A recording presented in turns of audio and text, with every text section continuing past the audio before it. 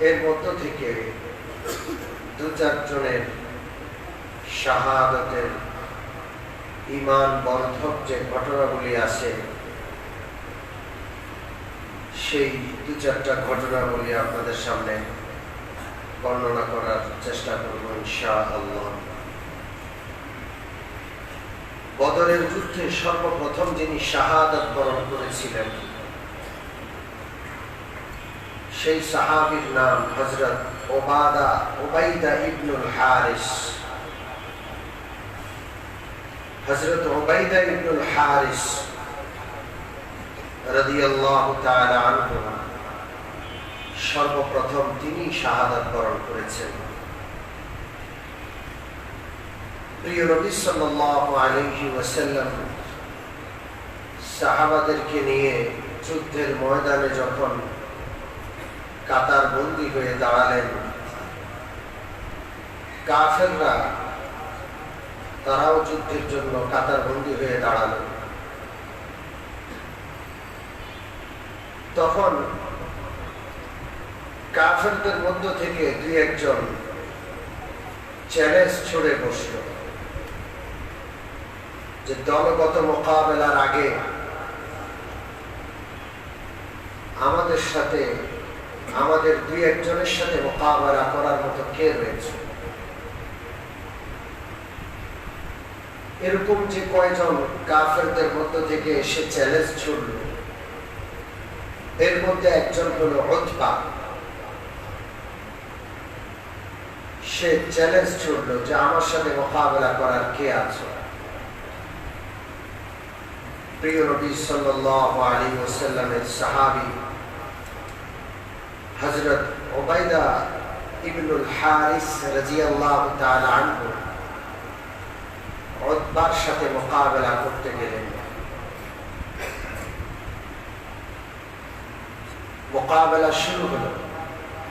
দোনো পাশে দোনো দলের যারা যোদ্ধা ছিলেন তারা দর্শক হিসাবে দেখছেন, আর এই দুইজন মোকাবেলা করছেন। হযরত উবাইদা ইবনুল হারিস উতবার উপর আক্রমণ করে বসলেন। উতবাও পাল্টা আক্রমণ করল,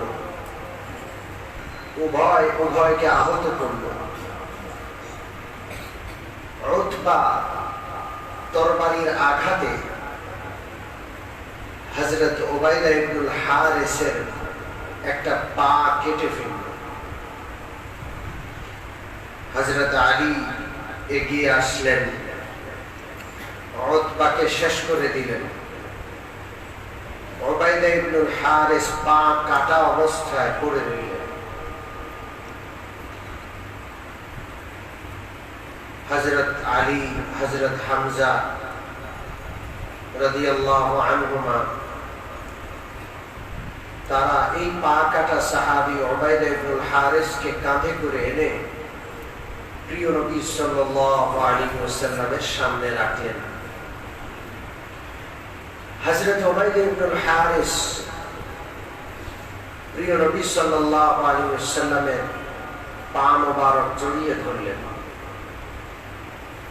প্রিয় নবীর পায়ের কদমের উপর নিজের মুখখানা, গালখানা এভাবে লাগালেন আর বললেন, ইয়া রাসূলুল্লাহ, এই অবস্থায় যদি আমি মারা যাই, আমি কি শাহাদাতের মর্যাদা পাবো? প্রিয় নবী সাল্লাল্লাহু আলাইহি ওয়াসাল্লাম বললেন, আশহাদু ইন্নাকা লা শাহীদ, আমি সাক্ষ্য দিচ্ছি নিশ্চয়ই তুমি এই অবস্থায় মারা গেলে শহীদ হিসাবে আল্লাহর দরবারে তুমি উঠবা।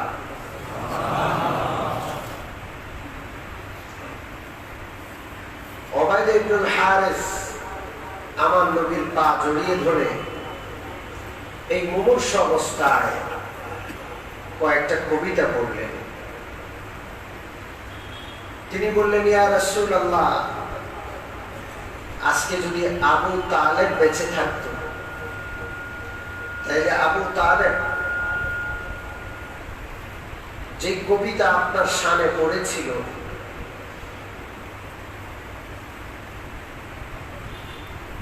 সেই কবিতা আমরা বেশি হকদার, এটা সে সাক্ষী দিত। আবু তালেব কি কবিতা পড়েছিল, কখন পড়েছিল? মক্কার কাফেররা প্রিয় নবী সাল্লাল্লাহু আলাইহি ওয়াসাল্লামের দাওয়াত শুনতে পারছিল না। নবীজির দাওয়াতের ফলে দলে দলে কাফেররা মুসলমান হওয়া শুরু করলো। কাফের সর্দারদের মাথা নষ্ট। তারা আবু তালেবকে চাপ দিল, আবু তালেব আপনার ভাতিজাকে আমাদের হাতে দিয়ে দেন, আর না হয় দাওয়াতি কাজ বন্ধ করান। আবু তালেব প্রিয় নবীকে দাওয়াতি কাজ বন্ধ করার কথা বললে প্রিয় নবী বললেন, চাচা, আমার এক হাতে সূর্য আর এক হাতে চাঁদ যদি এনে দেওয়া হয়, আমি একটা মুহূর্তের জন্য এই দাওয়াতি আল্লাহর দাওয়াত, এই দাওয়াতি কাজ আমি একটা মুহূর্তের জন্য বন্ধ করতে পারবো না। এখন কাফেররা চাপ দিল, যেহেতু মুহাম্মদুর রাসূলুল্লাহ দাওয়াতের কাজ বন্ধ করছে না, আপনি তাকে আমাদের হাওলা করে দিন।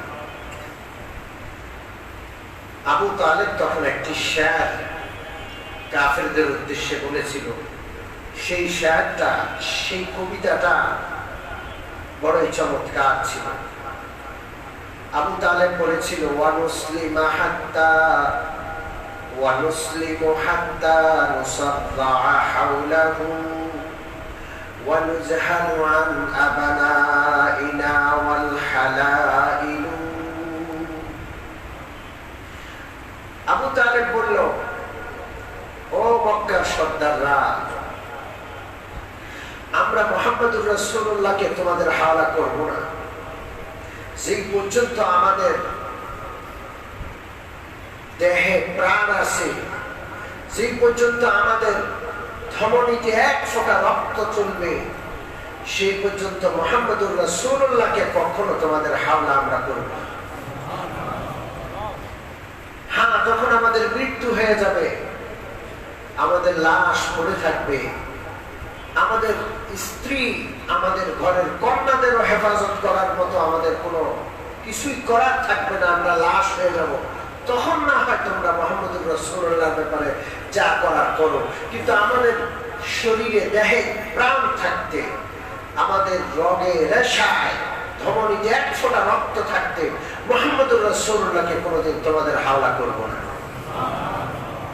আবু তালেব মুসলমান না হয়েও কবিতার মাধ্যমে কাফেরদেরকে সাফ সাফ জানিয়ে দিলেন, মুহাম্মদুর রাসূলুল্লাহর জন্য জান দিব, তাও তোমাদের হাতে দিব না। হযরত উবাইদা ইবনুল হারিস নবী রাহমাতুল লিল আলামিনের পাও জড়িয়ে ধরে বললেন, ইয়া রাসূলুল্লাহ, আবু তালেব বেঁচে নাই। আবু তালেব যদি বেঁচে থাকতেন, তাহলে আবু তালেব যে শের বা কবিতা বলেছিলেন, সেই কবিতার সবচেয়ে উপযুক্ত ব্যক্তি আমরা, এটা আবু তালেব সাক্ষী দিতে। আমরা আমাদের দেহে এক ফোঁটা রক্ত থাকতে মুহাম্মদুর রাসূলুল্লাহর গায়ে একটা আঁচড় লাগতে দিব না। এই কথাগুলো বলার পর উবাদা ইবনুল হারিস রাদিয়াল্লাহু তাআলা আনহু আরো দুইটা কবিতা পড়লেন। সেই কবিতাগুলো প্রিয় নবীর জীবনীমূলক গ্রন্থগুলোতে রয়েছে। فَإِنْ يَقْطَعُوا رِجْلِي فَإِنِّي مُسْلِمٌ أُرْجِي بِهِ عَيْشًا مِنَ اللَّهِ عَالِيًا وَأَلْبَسَنِيَ الرَّحْمَنُ مِنْ فَضْلٍ مِنْهُ لِبَاسًا مِنَ الْإِسْلَامِ غَطَّى الْمُسَامِيَا। এই দুইটা কবিতা তিনি পড়লেন, নবীজির পাও ধরে আছেন, কিন্তু কবিতাগুলো বড় আজব। কবিতাগুলো রাখতো, ইয়া রাসূলুল্লাহ, আজকে বদরের ময়দানে আমার একখান পাও কেটে গেল, আমার কিন্তু আফসোস নাই, কারণ আমি মুসলমান।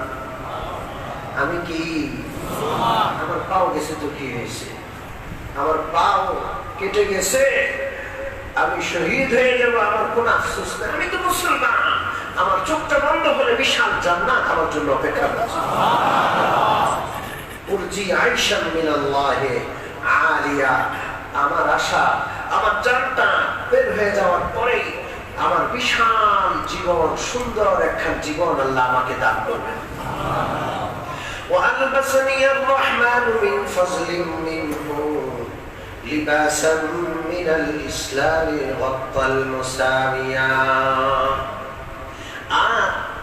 আল্লাহ বহুত শুকরিয়া যে আল্লাহ তাআলা আমাকে দয়া করে মায়া করে ইসলামের লেবাস পরিয়ে দিয়েছেন। যে ব্যক্তি ইসলামের লেবাস পরলো, মুসলমান হলো, তার জীবনের সব গুণাগুলো মাফ হয়ে যায়। আমাদের দেহে যেমন সতর আছে, সতর খুলে গেলে কি বিশ্রী ব্যাপার, কাপড় পরে ফেললে কি সুন্দর লাগে, আর সতর দেখা যায় না। ইসলাম যে ব্যক্তি গ্রহণ করলো, তার সমস্ত দোষ ত্রুটি গুনাহ যেন এভাবে ইসলাম এর লেবাস দিয়ে ঢেকে গেল, সে যেন সুন্দর একজন নিষ্পাপ মানুষে রূপান্তরিত হয়ে গেল। এই কবিতাগুলো পড়ার পর উবাইদ ইবনুল হারিস প্রিয় নবী রাহমাতুল লিল আলামিনের কদম মোবারক জড়িয়ে ধরে আছেন। নবীজি তাকে এক পাশে শোয়া দিলেন। বদরের যুদ্ধ শেষ হয়ে যায়। এই হযরত উবাইদ ইবনুল হারিস তিনি আহত। সাফরা নামক জায়গায় যখন প্রিয় নবীর কাফেলা বদরের পরে পৌঁছলেন, মক্কায় মদিনায় ফেরত আসছেন, সাফরা নামক এলাকায় পৌঁছার পর এই আহত সাহাবী হযরত উবাইদ ইবনুল হারিস শাহাদাত বরণ করলেন। আল্লাহু আকবার। নবী রাহমাতুল লিল আলামিন এই জায়গাতে যেখানে তার ইন্তেকাল হয়েছে সেখানে তাকে কবরস্থ করলেন।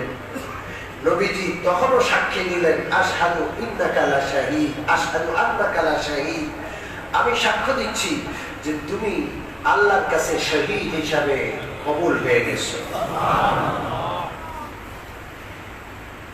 এই সাহাবীর দাফনের বহুদিন পর প্রিয় নবী সাল্লাল্লাহু আলাইহি ওয়াসাল্লাম কোন জিহাদে এই পথ দিয়ে যাচ্ছিলেন, সাফরা নামক এলাকা দিয়ে।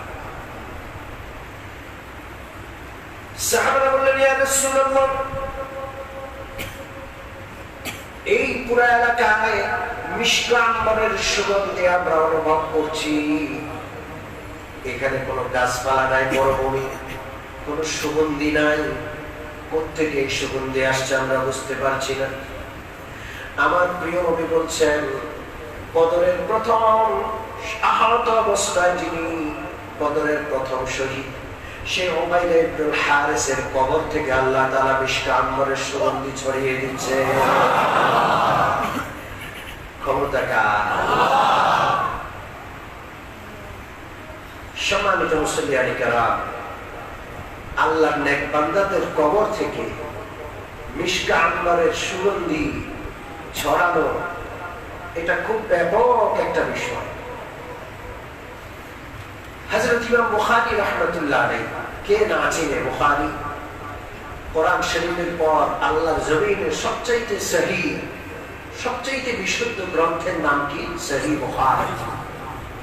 ইমাম বুখারী রাহমাতুল্লাহ আলাইহির ইন্তেকালের পর ইমাম বুখারীর কবর থেকে মিশক আম্বরের সুগন্ধি বের হয়ে পুরা বুখারা সুগন্ধিতে বিমোহিত হয়ে যায়। তখন সেখানকার উলামায়ে কেরাম দেখলেন যে ইমাম বুখারীর কবরের মাটি মানুষ নিয়ে যাচ্ছে। মুসলমানদের মধ্যে অতি আবেগী কিছু মানুষ সব যুগে ছিল, এখনো আছে, আছে না? কবর নিয়ে যখন বাড়াবাড়ি করতে দেখলেন, ওই সময়ের এক আল্লাহর ওলি দোয়া করলেন, আল্লাহ এই সুগন্ধি আপনি বিলুপ্ত করে দেন, না হয় মানুষ এই কবরের পিছনে যেভাবে পড়ছে না জানি শিরিক শুরু করে দেয়। ওই আল্লাহর ওলির দোয়ায় আবার সুগন্ধি বন্ধ হয়ে যায়। এরকম বহু কবরের ইতিহাস আছে। আজ থেকে 10-12 বছর আগে হাটহাজারীর অন্তর্গত মেখল একটা ইউনিয়নের নাম মেখল। সেই মেখল একটা মাদ্রাসা আছে যেখানে আমি পড়াশোনা করেছি 4 বছর। খুবই ভালো পড়াশোনার একটা মাদ্রাসা, আদব আখলাক পড়াশোনা সবকিছুই ভালো। সেই মেখল মাদ্রাসার প্রতিষ্ঠাতা মুফতি আজম হযরত মাওলানা মুফতি ফয়জুল্লাহ রহমতুল্লাহ আলাইহির কবর থেকে সুগন্ধি বের হওয়া শুরু হয়েছে। দূর দূরান্ত থেকে মানুষ এসে হযরত মুফতি ফয়জুল্লাহ রহমতুল্লাহ আলাইহির কবর জিয়ারত করে। কিছুদিন সুগন্ধি থাকার পর আল্লাহ তাআলা আবার সেই সুগন্ধি নিয়ে গেছে। এই যে কবর থেকে সুগন্ধি বের হয়, এটা আল্লাহর ওলিদের কারামত। আল্লাহর ওলিদের কি কারামত? এটাকে আমরা বিশ্বাস করি, কিন্তু বাড়াবাড়ি করা যাবে না। গত সপ্তাহ বা 10 দিন আগের ঘটনা। কয়দিন আগে? সপ্তাহ বা 10 দিন আগের ঘটনা। আপনারা হয়তো যারা ফেসবুক চালান তারা হয়তো খেয়াল করেছেন, সিলেটের কানাইঘাট থানায় সেখানে কানাইঘাট দারুল উলুম মাদ্রাসা আছে, বড় মাদ্রাসা। আমি সেই মাদ্রাসায় মাহফিলও করে এসেছি গত 2 বছর আগে। ওই মাদ্রাসার প্রতিষ্ঠাতা হযরত শেখুল ইসলাম হুসাইন আহমদ মাদানী রহমতুল্লাহ আলাইহির খলিফা হযরত মাওলানা মুশাহিদ সাহেব রহমতুল্লাহ আলাইহি ইন্তেকাল করেছেন বহু আগে।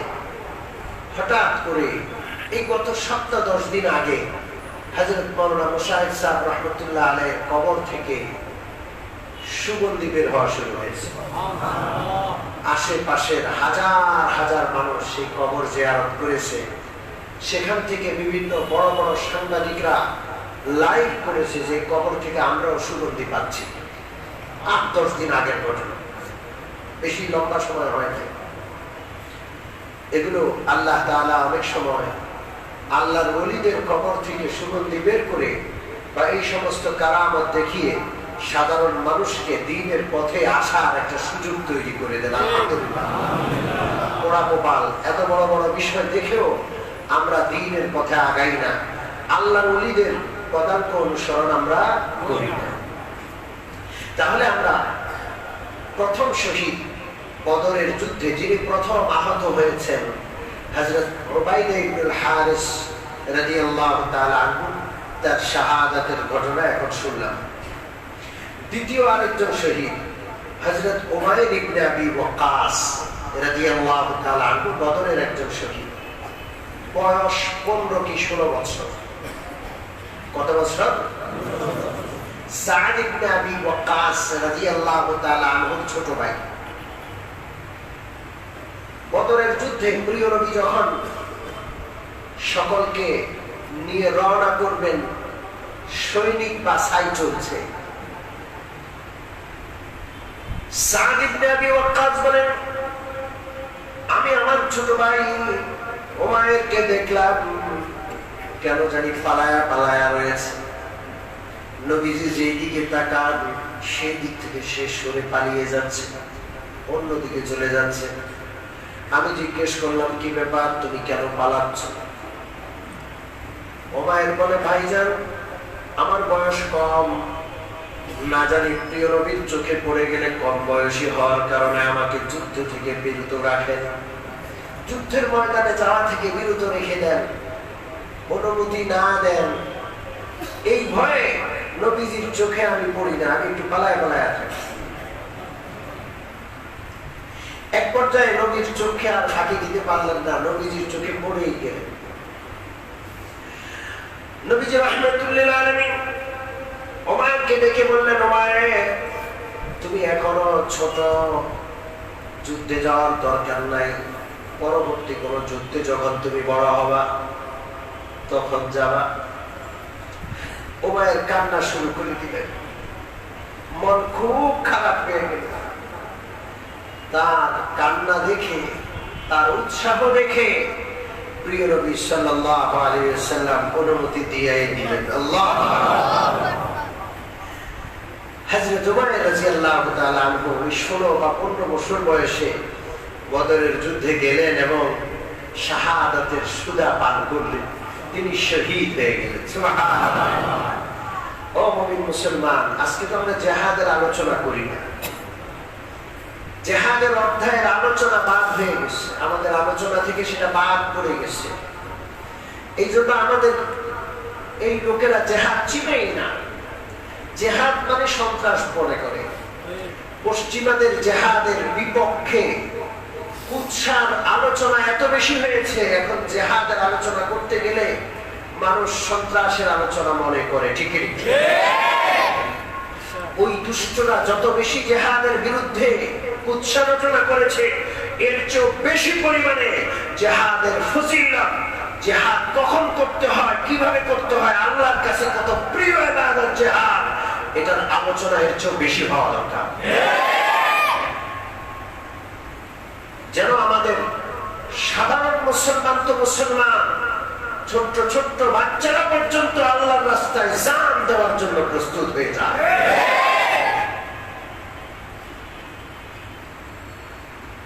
ও মুমিন মুসলমান, আল্লাহর কাছে সবচেয়ে প্রিয় আমল কোনটা? সাহাবায়ে কেরাম একদিন বসে বসে আলোচনা করছেন, আহারে আমরা যদি জানতাম আল্লাহর কাছে প্রিয় আমল কোনটা। বিশ্বনবী রাহমাতুল্লিল আলামিন সাহাবাদের এই আলোচনার কথা জানেন না। আল্লাহ রাব্বুল আলামিন নবীজির কাছে আয়াত পাঠায়া দিলেন। আল্লাহু আকবার। সূরাতুস সাফ 28 নম্বর পারায় ওই আয়াতটা রয়েছে। সূরাতুস সাফের প্রথম দিকে আল্লাহ রাব্বুল আলামিন বলেন, ইন্নাল্লাহা ইউহিব্বুল্লাযীনা يقاتلون في سبيله صفا كأنهم بنيان مرصوص। ওগো নবী, আপনার সাহাবীরা বসে বসে আলোচনা করছে আল্লাহ পাকের প্রিয় আমল কোনটা, যদি জানতাম সবসময় সে আমলটা করতেই থাকতাম। ওগো নবী, আপনি বলে দিন আল্লাহর কাছে সবচেয়ে প্রিয় আমল হলো সীসা ঢালা প্রাচীরের মতো আল্লাহর রাস্তায় জিহাদে রত থাকা। আল্লাহু আকবার। এমন শক্ত দৃঢ় প্রাচীর, যেই প্রাচীর কেউ ভাঙতে পারে না, ওই রকমের সীসা ঢালা প্রাচীরের মতো মুসলমান যদি জিহাদের ময়দানে থাকতো, কাফেররা মুসলমানের উপর আক্রমণ দূরের কথা, মুসলমানের দিকে চোখ তুলে তাকানোর সাহস পেত না। আল্লাহর কাছে সবচেয়ে প্রিয় আমল জিহাদ। আর দুইটা হাদিস বুখারী শরীফে রয়েছে, নবী রাহমাতুল্লিল আলামিন বলেন, আমার মন চায় আমি আল্লাহর রাস্তায় জিহাদ করি, শাহাদাত বরণ করি। আল্লাহ রাব্বুল আলামিন শহীদ হওয়ার পর আমাকে আবার জীবিত করবেন, আবার জিহাদ করব, আবার শহীদ হব, আল্লাহ পাক আবার জীবিত করবেন। বারবার আল্লাহর রাস্তায় শাহাদাত বরণ করার শখ আমি বিশ্বনবীর। আল্লাহর রাস্তায় জিহাদ করার, আল্লাহর রাস্তায় শাহাদাত বরণ করার কত মর্যাদা। নবীজি বলছেন, আমার মন চায় উকতালা সুম্মা উহিয়া সুম্মা উকতালা সুম্মা উহিয়া, আমি শহীদ হয়ে যাই, আবার আল্লাহ আমাকে ফিরিয়ে দেন, আবার শহীদ হই, আবার আল্লাহ আমাকে ফিরিয়ে দেন। এইভাবে বারবার শুধু আল্লাহর রাস্তায় শাহাদাত বরণ করতে আমার মন চায়। আল্লাহ আরেকটা হাদিস শোনাবো। নবী রাহমাতুল্লিল আলামিন বলেন, মান লাম ইয়াগজু ওয়া লাম ইউহাদ্দিস বিহি নাফসুহু মাতা আলা শাওবাতিন মিনান নিফাক। যে ব্যক্তি জিহাদ করলো না, জিহাদের ব্যাপারে আল্লাহর রাস্তায় জিহাদ করবে এরকমের কোন আকাঙ্ক্ষা, আশা, আগ্রহ, উৎসাহ মনে পোষণ করলো না, এমন অবস্থায় সে মরে গেল, বিশ্বনবী বলেন সে মুসলমান নয়, মুনাফিক হইয়া মরল। আমরা আল্লাহর কাছে হাত তুলে দোয়া করবো, আল্লাহ আমার জানটা তো আপনিই দিচ্ছেন, আপনি তো আমার মালিক, আমার মনিব, আমার জানের মালিক। যেই জান আপনি দিয়েছেন সেই জানটা যেন আবার আপনাকে আপনার রাস্তায় দিতে পারি, শহীদ হতে পারি, আল্লাহ তৌফিক দান করুন। হয়তো জিহাদ করতে হবে, না হয় জিহাদে শহীদ হওয়ার তামান্না রাখতে হবে। এতটুকু তামান্নাও যদি কারোর মধ্যে না থাকে তাহলে সে মুনাফিক। আর যে কুলাঙ্গার জিহাদকে সন্ত্রাস মনে করে পশ্চিমাদের অপপ্রচারে প্রভাবিত হইয়া ওই কুলাঙ্গার কাফের আর বেঈমান হয়ে যায়।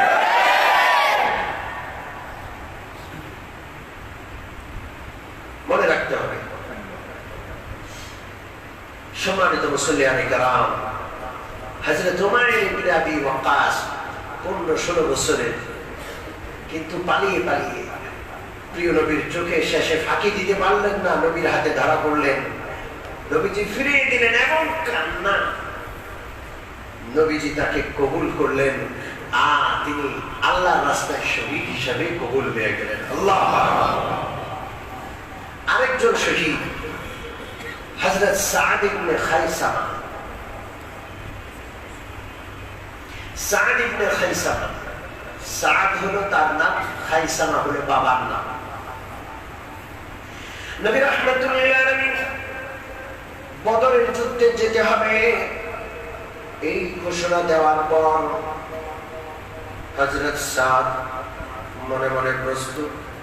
বাবা হযরত খাইসামা সাদকে ডাকলেন, ডেকে বললেন, বাবা তুমি তো ছোট, তুমি তো যুবক, আমার মন চায় নবী রাহমাতুল্লিল আলামিনের ডাকে সাড়া দিয়ে আমি বদরের ময়দানে যাই, তুমি যেন ঘরে থাকো।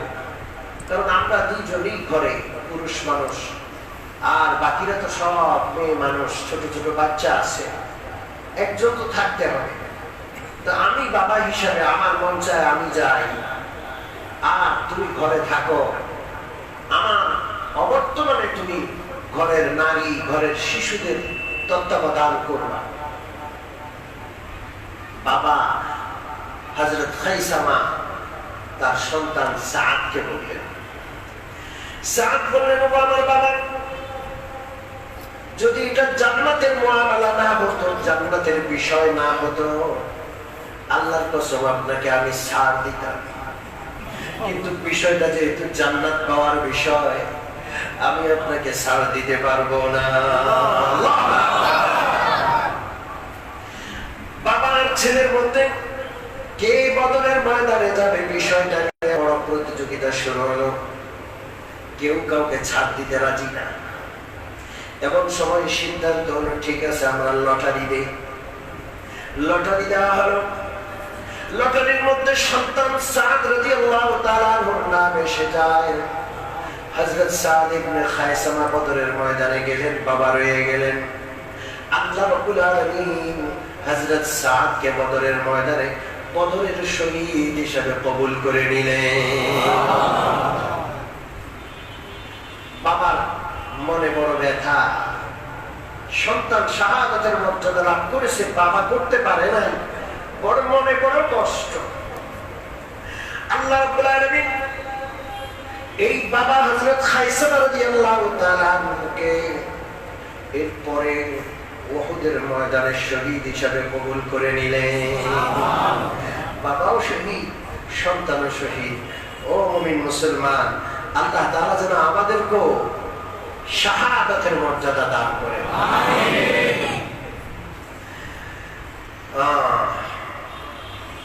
আরেকজন সাহাবী বদরের ময়দানের শহীদ, তার নাম হলো হযরত উমাইর ইবনে হাম্মাম রাদিয়াল্লাহু তাআলা। হযরত উমাইর ইবনে হাম্মাম, কি নাম? উমাইর ইবনে হাম্মাম রাদিয়াল্লাহু তাআলা আনহু বদরের ময়দানের শহীদ। যখন যুদ্ধ শুরু হবে, আমার নবী বদরের ময়দানে উপস্থিত। শত্রুর সম্মুখে সীসা দ্বারা প্রাচীরের মতো যারা কাতার বন্দী হয়ে অস্ত্র শস্ত্রে সজ্জিত হয়ে দাঁড়িয়ে আছেন, আমার নবী সংক্ষিপ্ত একটি বক্তব্য সেখানে প্রদান করবেন। সাহাবাদেরকে, উপস্থিত সাহাবাদেরকে জান্নাতের দিকে আসা, এগিয়ে যাওয়ার আহ্বান জানালেন। নবীজি বললেন, আমার সাহাবারা, এই বদরের ময়দানের পরে তোমাদের জন্য আল্লাহর জান্নাত অপেক্ষা করছে। যারা যারা শহীদ হবে বদরের ময়দানে সীসা দ্বারা প্রাচীরের মতো অটল থেকে কাফেরদের সাথে মোকাবেলা করবে, শাহাদাতের মর্যাদা লাভ করতে দেরি, আল্লাহর জান্নাতের মেহমান হইতে দেরি হবে না। উমাইর ইবনে হাম্মাম তিনি নবীজির এই আহ্বান শুনে তিনি বাহ বাহ বাহ বলা শুরু করলেন। কি বললেন? বাহ বাহ। নবীজি জিজ্ঞেস করলেন, উমাইর কেন তুমি বাহ বাহ বললাম? কি বুঝলা তুমি? কেন তুমি বাহ বাহ বললা? হযরত উমাইর ইবনে হাম্মাম বললেন, ইয়া রাসূলুল্লাহ, আর কিছু নয়, কেবল একটি মাত্র আশা, আমিও যেন জান্নাতি হই, আর কোনো চাওয়া পাওয়া নাই। আপনি সেই জান্নাতের দিকে ডাকছেন, যেই জান্নাত বদরের ময়দানের অপর প্রান্তে আমাদের জন্য অপেক্ষা করছে, আমিও যেন সেই জান্নাতওয়ালা হয়ে যাই। আল্লাহু আকবার। নবী রাহমাতুল্লিল আলামিন বললেন, ফাইন্নাকা মিন আহলিহা, শুনে নাও, আমি নবী বলছি, আমি নবী সাক্ষী দিচ্ছি, তুমি সেই জান্নাতওয়ালা। উমাইর ইবনে হাম্মাম এর হাতে কিছু খুরমা খেজুর ছিল, ক্ষুধার্ত অবস্থায় খুরমাগুলো তিনি ভক্ষণ করছিলেন, খাচ্ছিলেন। এই খুরমাগুলো শেষ করবেন, খেয়ে শেষ করে জিহাদে যাবেন, এই অপেক্ষা তার কাছে অনেক দেরি মনে হলো। খুরমা দুই একটা যা খেয়েছেন তাই শেষ। হাতের খুরমাগুলো দূরে নিক্ষেপ করে ফেলে বললেন, এই খুরমা শেষ করা পর্যন্ত অপেক্ষা অনেক সময়, এই সময় পর্যন্ত আমি অপেক্ষা করতে রাজি না। আমার জান্নাত তো প্রিয় নবীর সাক্ষী অনুযায়ী আমার জন্য অপেক্ষা করছে। এই কথা বলে তিনি কাফেরদের ভিড়ের মধ্যে ঢুকলেন, আল্লাহর জন্য জিহাদ করতে করতে শাহাদাত বরণ করলেন।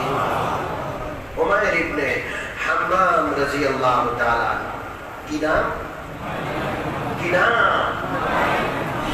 ঠিক যখন তিনি খেজুরগুলো নিক্ষেপ করে আগ বেড়ে যাচ্ছেন, তখন তিনি দুইটা কবিতা পড়লেন।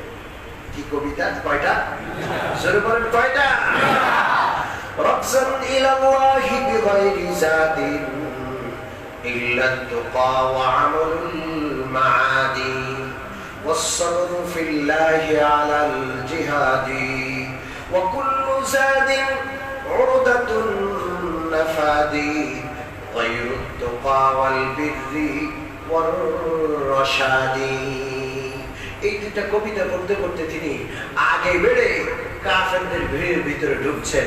ওই দুই কবিতার অর্থ বড় আজীব। তিনি বলছেন, আল্লাহ রাব্বুল আলামিনের দিকে আমি ছুটে চললাম। আল্লাহর কাছে যারা যেতে চাও শুনে রাখো, আল্লাহর কাছে যাইতে হইলে দুইটা জিনিস লাগে, তিনটা জিনিস লাগে। জোরে বলেন, কয়টা? তিনটা জিনিস লাগে। তিনি বলছেন, এক নম্বর হলো তুকা, তাকওয়া।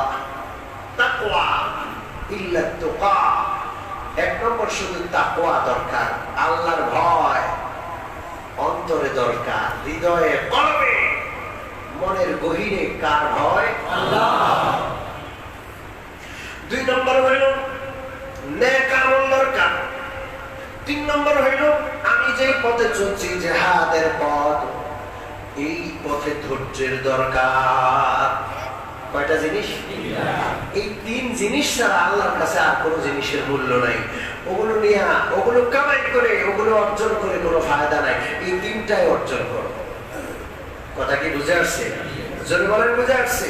ওয়াকুল্লু যাতিন উরফান উরদাতুন নাফাদি ওয়ায়ুত তুকা ওয়াল বিররি ওয়ার রাশাদি। এই তিনটা জিনিস ছাড়া আল্লাহর কাছে আর কোনো পাথেয়ের দাম নাই। পাথেয় হিসেবে তুমি যেটা অর্জন করছো সেটা আসলে পাথেয় না।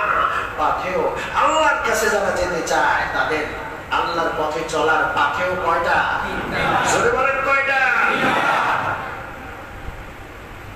এক নম্বর হলো তাকওয়া, দুই নম্বর হলো নেক আমল, তিন নম্বর সবর আলাল জিহাদ, এই জিহাদের জন্য ধৈর্য।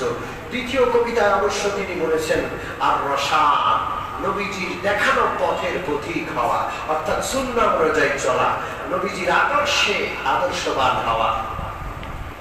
মনে থাকবে ইনশাআল্লাহ? জোরে বলেন, মনে থাকবে ইনশাআল্লাহ।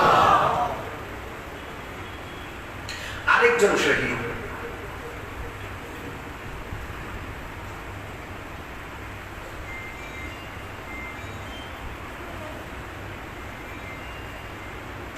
নাম হলো হারেসা ইবনে সুরাকা। হারেসা ইবনে সুরাকা টকটকে সুন্দর সুদর্শন এক যুবক, মা কলিজার টুকরা, মা তাকে প্রচন্ড ভালোবাসতেন। হারেসা মার একমাত্র ভরসা, মার একমাত্র আশা আকাঙ্ক্ষার সন্তান ছিলেন। নাম হলো হারেসা ইবনে সুরাকা। হারেসা ইবনে সুরাকা বদরের যুদ্ধে শাহাদাত বরণ করলেন। হারেসার মা এসে বুখারীতে আছে, বুখারীর ঘটনা। নবীজিকে বললেন, ইয়া রাসূলুল্লাহ, আমার চাঁদের টুকরা এই সন্তান কত সুদর্শন ছিল, কত সুন্দর ছিল আপনি জানেন। আমি তাকে কত ভালোবাসতাম, কত মহব্বত করতাম, তাও আপনি জানেন। ইয়া রাসূলুল্লাহ, আমার সন্তান শাহাদাত বরণ করার পর সে কি অবস্থায় আছে? সে কি ভালো আছে আল্লাহর কাছে না খারাপ আছে? যদি ভালো অবস্থায় থাকে আমি শুকরিয়া আদায় করব, সবর করব। আর যদি আল্লাহর কাছে সে ক্ষমা না পেয়ে থাকে, সে যদি কষ্টে থাকে, ইয়া রাসূলুল্লাহ আমাকে বলেন, আমি ধৈর্য ধরতে পারবো না, আমি কি করব জানি না। সে জান্নাতে আছে না কষ্টের জায়গায় আছে? নবীজি জবাব দিলেন, ও হারেসার আম্মু, শুনে রাখো, একটা জান্নাত নয়, আল্লাহ তাআলা তাকে অসংখ্য জান্নাতের মালিক বানায়া দিয়েছে। আওয়া জান্নাতুল ওয়াহিদা, আরে তুমি মনে করছো একটা জান্নাত? আল্লাহ তাআলা তাকে অনেক জান্নাতের মালিক বানায়া দিয়েছে। সম্মানিত মুসল্লিয়ানে কেরাম, 14 জন সাহাবী শাহাদাত বরণ করছেন। মোট কতজন? আমি এর মধ্যে উল্লেখযোগ্য কয়েকজনের নাম, কয়েকজনের শাহাদাতের ঘটনা আপনাদের সামনে বললাম। বদরের যুদ্ধে মুসলমান শহীদ, আমার প্রিয় নবীর শহীদ সাহাবীদের সংখ্যা কতজন? জোরে বলেন কতজন?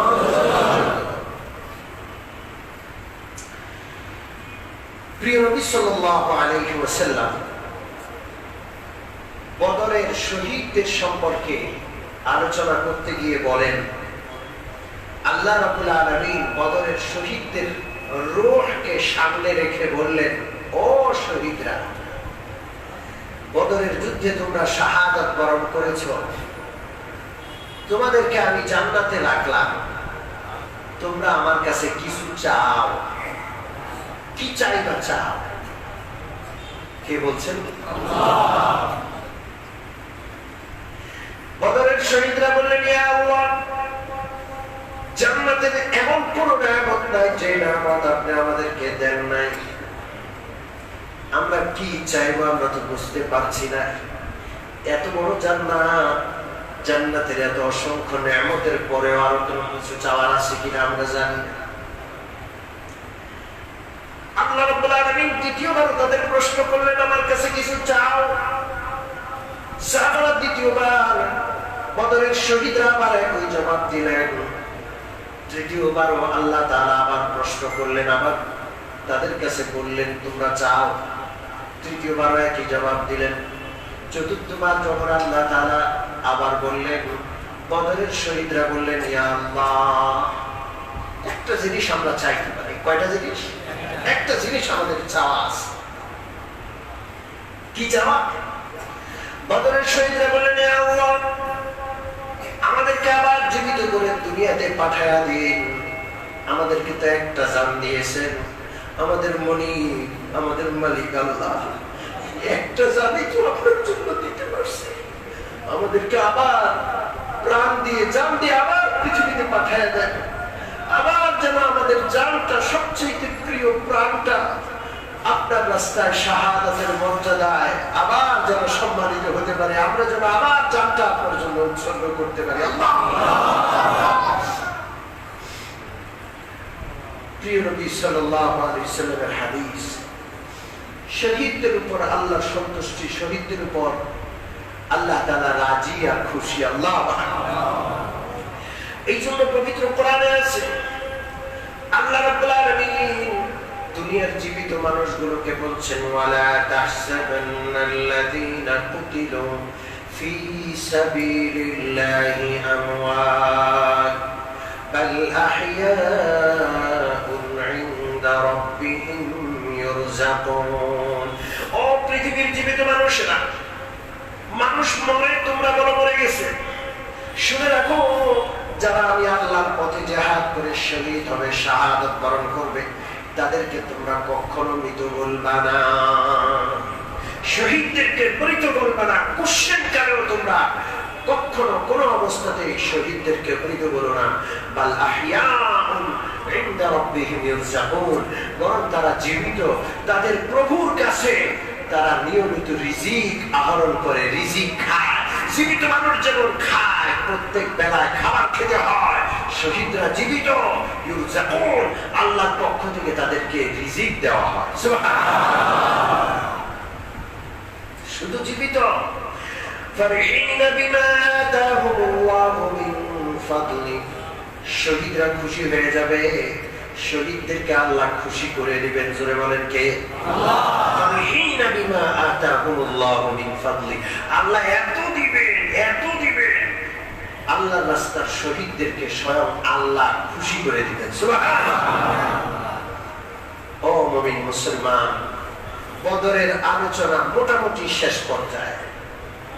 আল্লাহ তাআলা জানেন এই বদরের যুদ্ধের যে আলোচনা দীর্ঘদিন যাবত হলো, এটা মনে রাখা, বদর থেকে শিক্ষা নেওয়া এবং জিহাদি জজবা মনে পয়দা করা, জিহাদের আকাঙ্ক্ষা, শাহাদাতের অমীয় সুধা পান করার পিপাসা যেন আল্লাহ তাআলা আমাদের অন্তরে দান করে দেন। যেন বলে আমিন। ওয়া আখিরু দাওয়ানা আলহামদুলিল্লাহি রাব্বিল আলামিন।